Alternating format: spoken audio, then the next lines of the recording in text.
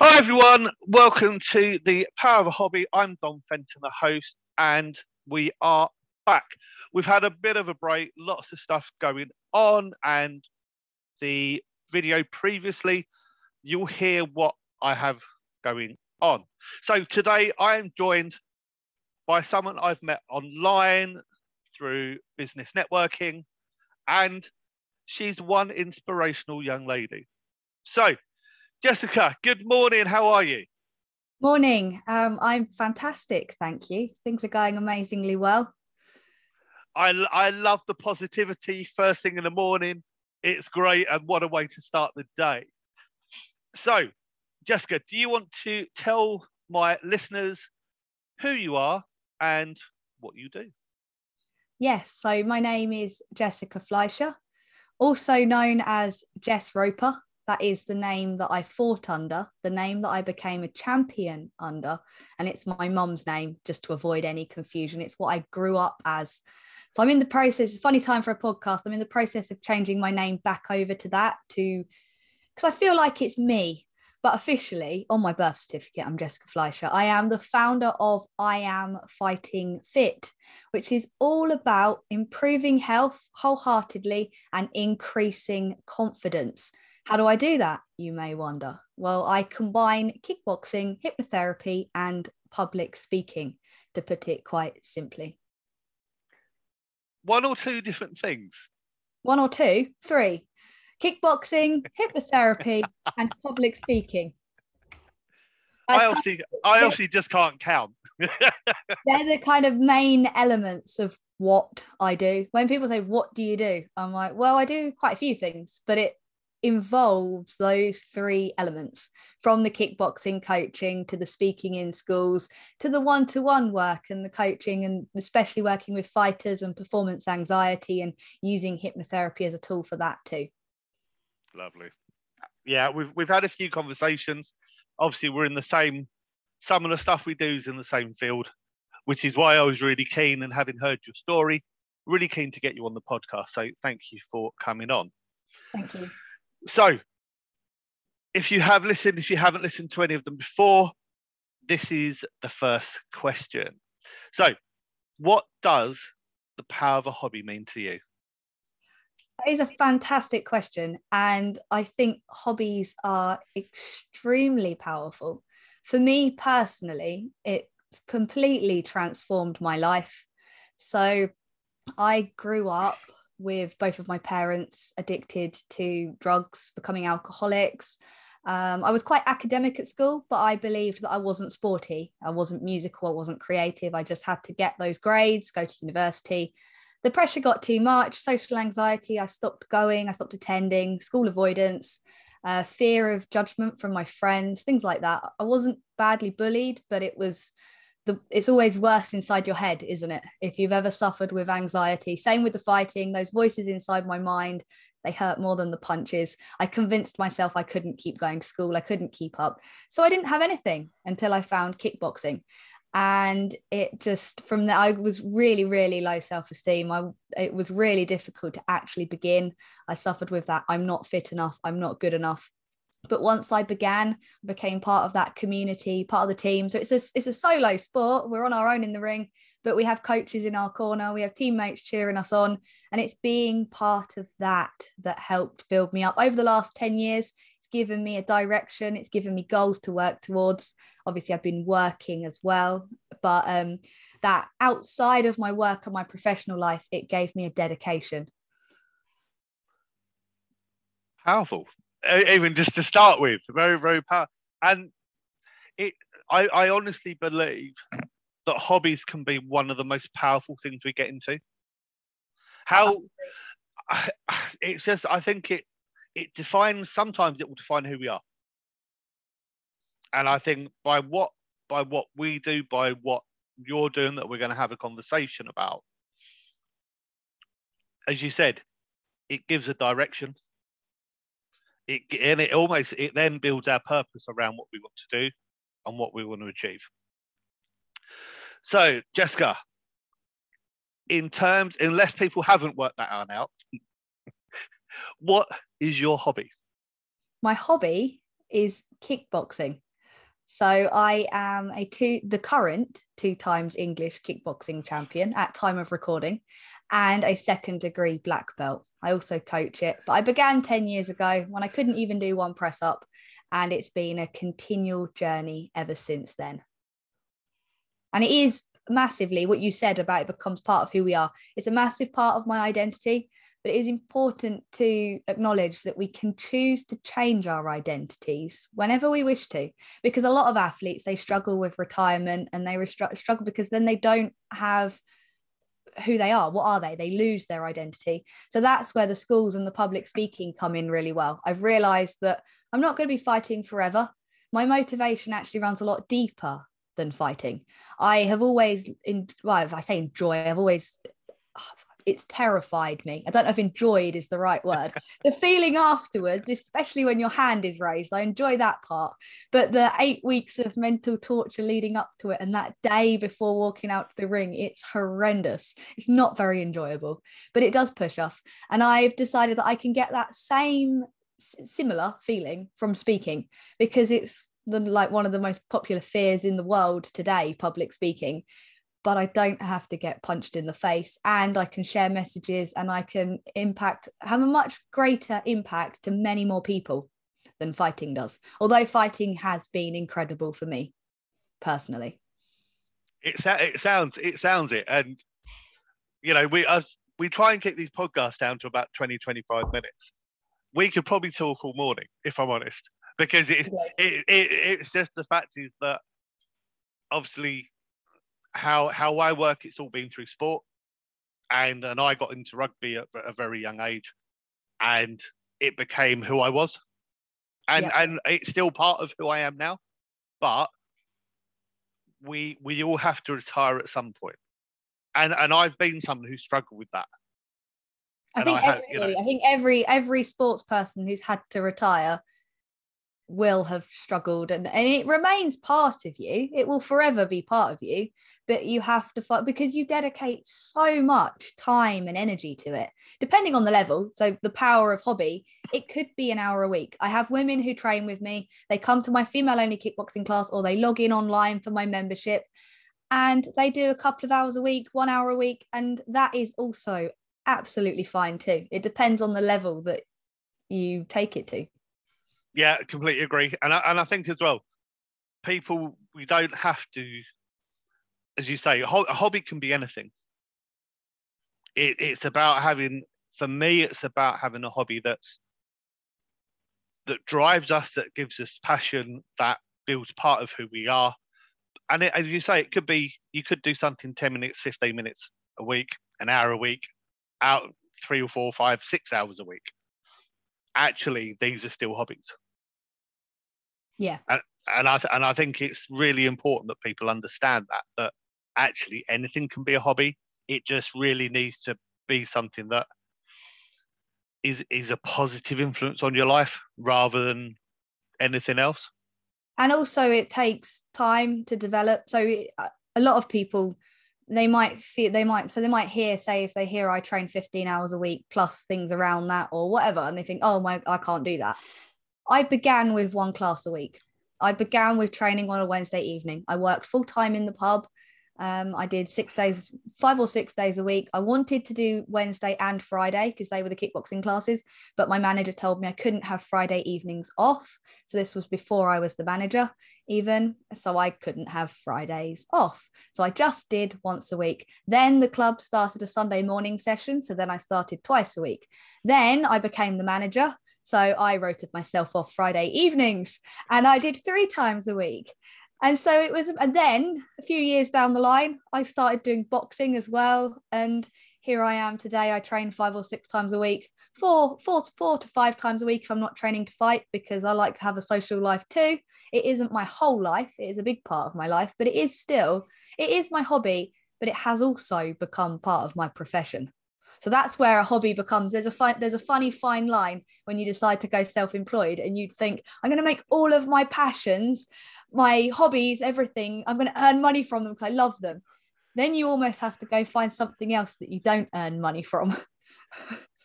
Yeah, no, completely agree. Yeah, it's been an interesting one. having that situation.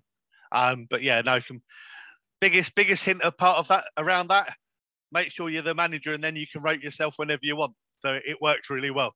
Pretty much. But I think, and yet you've got to work your way up. So you've got to work your way up to becoming a black belt. But likewise, in the pub, I wasn't the manager, so I had to do what the manager said. Like when I walked onto the dojo, had to do what the black belts say. Now I'm a black belt. People do what I say. Now I run my own business. I get to choose what I do. But it's taken 10 years to get here. And it's a real flip, isn't it? It's a real flip. Let's start at the beginning. So kickboxing, you said 10 years ago. Yep. What was it about kickboxing that attracted you to it? I have no idea, but I was 15 when I watched my cousins do karate. I didn't really want to do karate, but I liked the look of the kickboxing. So as they were getting changed, the kickboxing would warm up, and I was like, wow, that looks cool. It was really high intensity, and there was just something about it. But I didn't overcome the fear. I just couldn't go.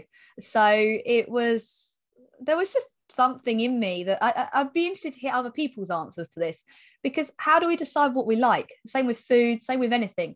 I just knew that I wanted to do it. And then when I finally did do it and I got involved, I was like, yeah, I was right. This is really tough, but I love it. And that's a really interesting, as I say, because we never know what hobbies. I think a lot of people struggle with knowing what hobbies are out there. Yeah. And making that decision about what you're going to put some time to. And you don't, as I say, it's not having to dedicate a lot of time at the beginning. If you fall in love with that hobby, if you realize actually you want to take it even further, then yes, you then have to put more time in. Yeah. Did you try anything else before that? I tried various things. I tried judo when I was a kid, but I didn't like being thrown. So there we go. Judo was out the question. I tried dance, actually belly dance. I thought that was fun. I really wanted to be Shakira, but I couldn't dance very well. And that fear of failure, I did one class and I was like, I do not look like Shakira. I can't go back. I'm mortified. So guess what? I didn't do that again.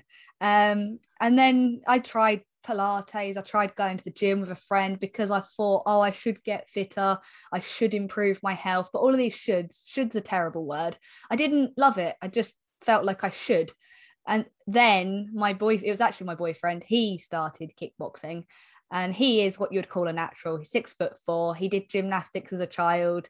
I didn't do anything as a child. I ran around in the woods and climbed trees with my cousins, played a tiny bit of football, like with the boys, like in the field. I quite liked badminton if it wasn't too windy, but I wasn't sporty as such. And then kickboxing at the age of 19, he held my hand on the way there, got me over those nerves with his support.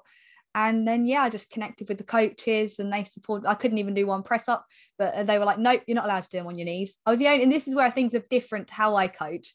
I've had my own journey and it was a very tough old school club. And they were like, no, just because you're female, you're doing them on your toes. You can build your strength. You can learn to do it like us. If you want to be here, you train with us. So I had to go and practice every night and build my strength up. But they supported me in doing that. It's really interesting one. I did a talk a couple of months ago, and someone asked me how to get someone to start something, or if they want to join, if a parent's listening to this and their child wants to join a local sports club or a theatre group or a whatever, drama group, what would you do? And I said, well, if it was a friend of mine who wanted to do something, I'd just hold their hand and go with them. Because that's all we need. I think a lot of it, we've got that fear of starting something new. And it's so important having someone to support you. And you don't even need to talk. You just hold their hand and you just support them on that journey. I agree. And it's either somebody a friend or family member, or so like using the belly dancing class. I went with my cousin and she was a lot better than me at it. So that made me even more self-conscious. And it was the wrong age, too insecure, couldn't carry on going. Was disappointed that I wasn't Shakira. I didn't go into the kickboxing gym wanting to be Bruce Lee or whoever.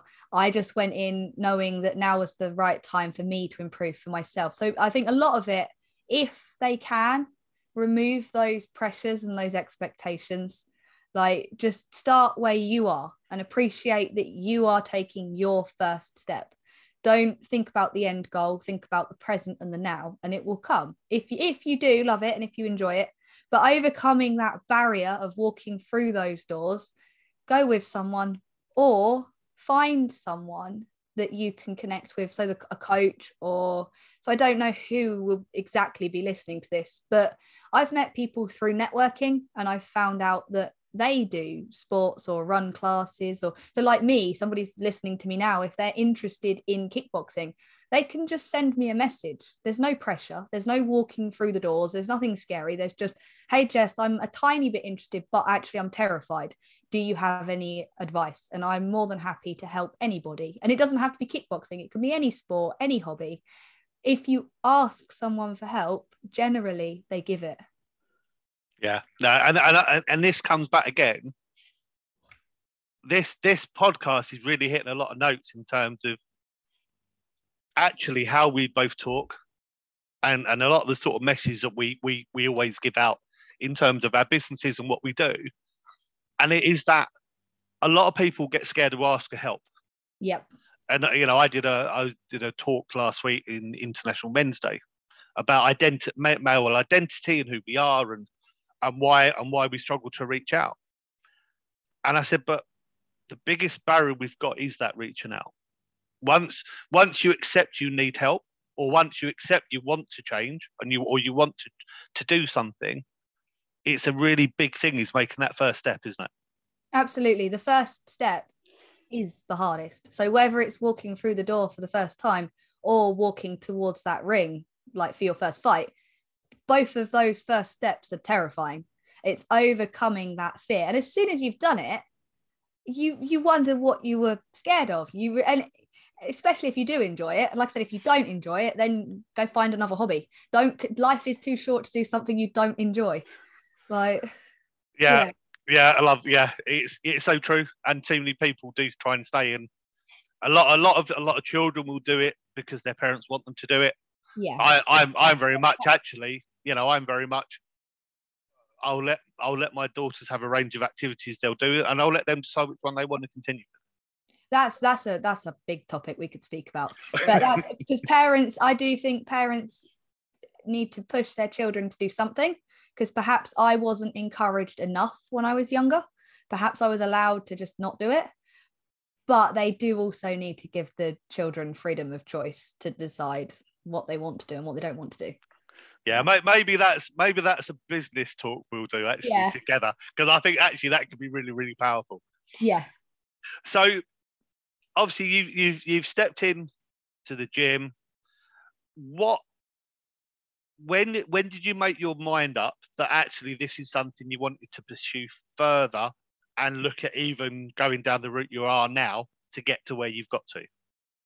I don't think there was I made my mind up in the beginning. It was just a case of keep going, keep pushing myself, keep next goals, gradings. Fighting terrified me, but my coach suggested it, so I did it, and I hated it. It was awful. My first fight was horrendous. But then our club failed. So talking about not wanting to continue, our club was mainly a karate club with a small kickboxing club.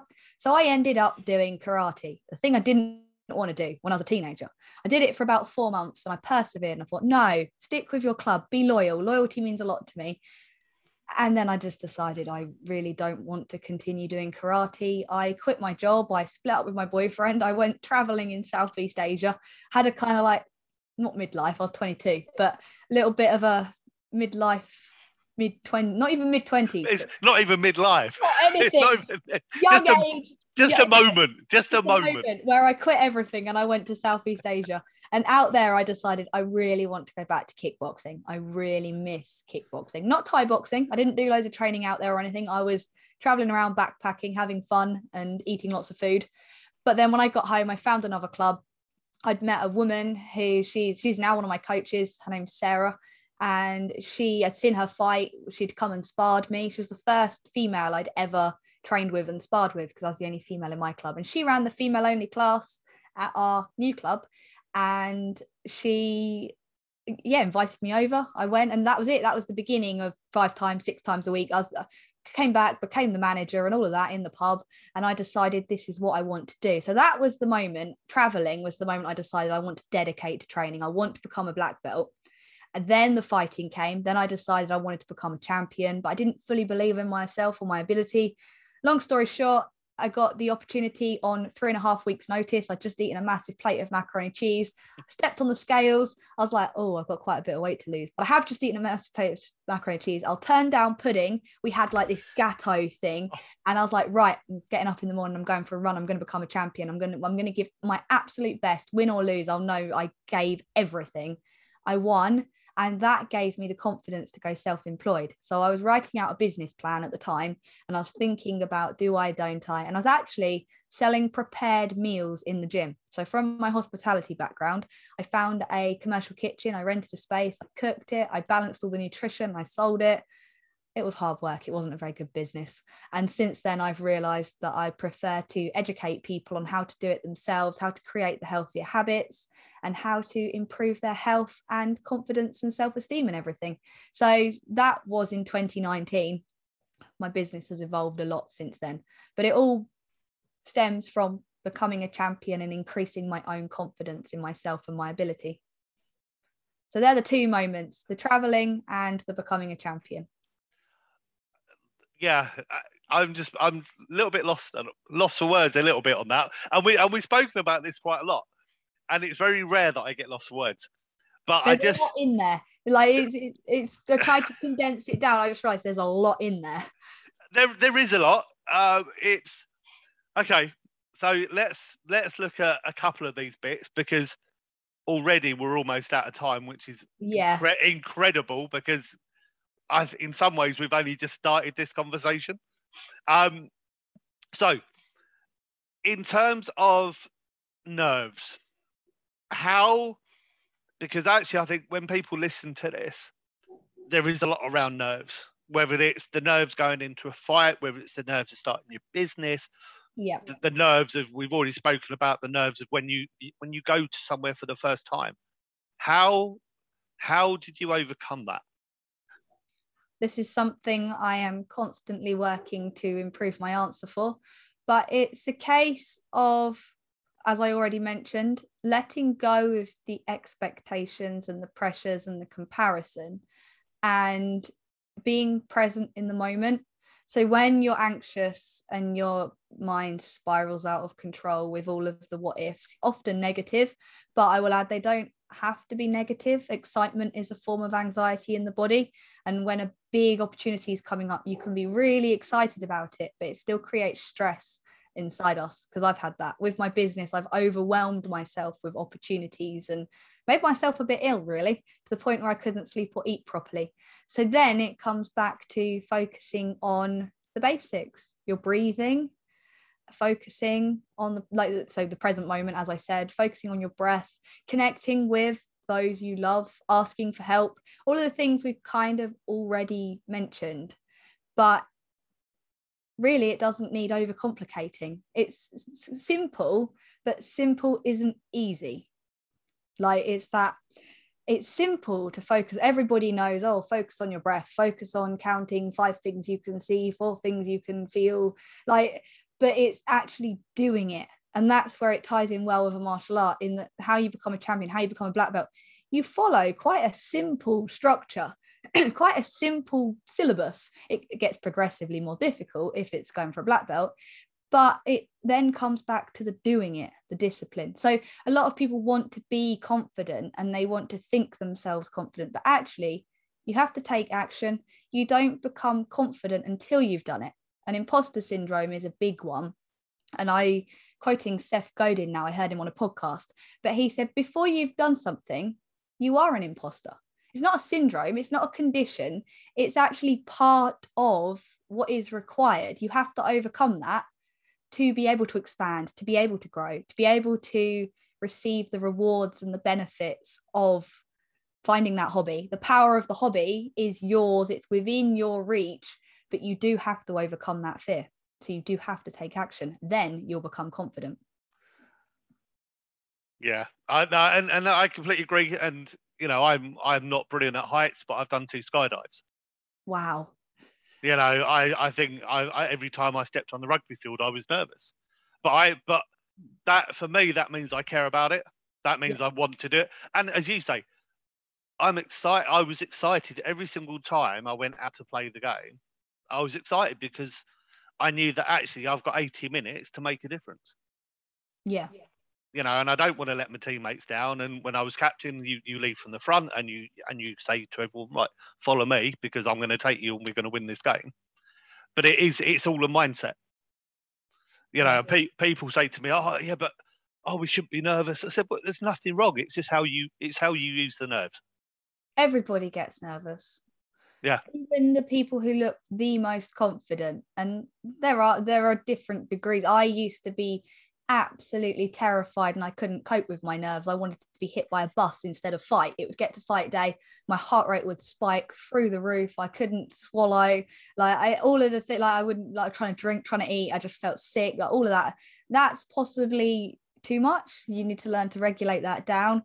But even my most recent fight, I was really well the whole way through. I was using hypnotherapy every day, self-hypnosis. I was doing all of the things that I knew. I was putting it to the test. Still came to fight day. I was still fighting another human being. I still got nervous. Before walking out, I was like, oh, I could feel it now. I'm nervous. And I had to, my coach had to calm me down, attempt to calm me down, get me in the right frame of mind. I know how to do it. That doesn't mean it completely eradicates fear. When we are doing something new or challenging, it will create anxiety, which can be excitement. You can reframe it from terrified to excited, which helps when fighting. You have to think, I'm excited about this opportunity, not I'm terrified. Right. I'm going to let you go. One final question. So we've touched briefly on it. If someone came to you and said, I really want a hobby, but I don't know how to find it, what would you say to them? I would say, don't wait, start now and go with your gut. So there's something like, if I was to say, what would you like to try right now? Don't overthink it. Give me your first answer and then give it a go. Because I think we often overanalyze it, thinking what's the right thing for us, and what if you don't like it, don't do it ever again, and then at least you can tick it off the list. Yeah, no, I love that. Very, very, very, very simple. I do think people overcomplicate things. Just try as many different things as you can. Yeah, you know, and you will know if you try something and you don't hate it, and you think actually I quite like this. You've done the hardest part in taking that first step. Then all you have to do is turn up again, and then you'll quickly and again, it's that go with your gut, trust yourself and your instinct. So why kickboxing? I don't know, something inside me told me to, and I'm so glad it did. But I could overthink it for days. There's no point in doing that. Yeah, please don't overthink it now I asked the question. I'm not going to. I'm not going to. There'll be people listening and they'll be thinking, well, what if kickboxing's a thing for me? Well, you won't know unless you try. And then when you try, you'll be able to go, did you like it or didn't you like it? Like, it won't be what you expect even. Nothing ever is. I expected to turn up to belly dancing being Shakira. I didn't. I expected turning up to kickboxing being useless. I was, but I carried on going. And look at you now. Yeah. Thank you. Jessica, amazing conversation. I do, as I say, I do think we could probably talk for hours. And yes, I will be in touch, because I do think there's something there about parents and children doing sport and stuff like that I think we really need to visit. I think so. Our parents can support their children in, yeah. Yeah, I just think that's going to be massive. So thank you very much for coming on the podcast. Thank you, everyone, for tuning in. Watch this space, because I've now got no doubt that we will be working together and we'll do a project together. Thank you for tuning in, and thank you for listening, and I will see you next time on The Power of a Hobby. Thank you very much.